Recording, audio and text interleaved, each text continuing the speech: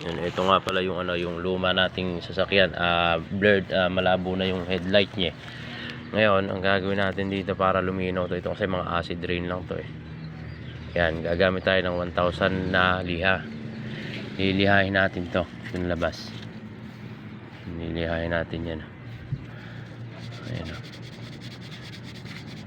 Ba't nakapag-change ka na ba? Hindi pa. Balitan ako doon. Balitin mo pa? Oo. Kunin mo nga. Nag-change oil ka ba ulit? Beka, change oil mo lang ha. Change oil ka na naman. Kunin mo, pasalin ko rito. Ayan, lilihain mo lang unti-unting ganyan yan o. Ayan o. Ayan.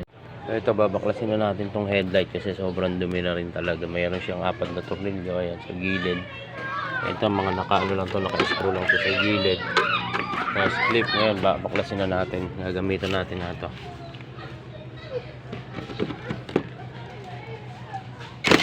Ayan o, mabilis lang naman siya baklasin. 4. Para malinis na rin talaga natin dahil sobrang tagal na nung sasakyan na to.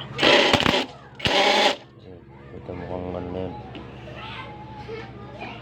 Mukhang malabo naman baklasyon na.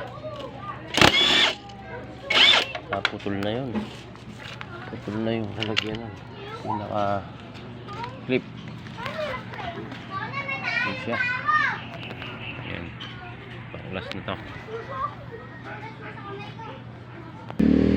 Ayan, natanggalan natin sobrang dumi.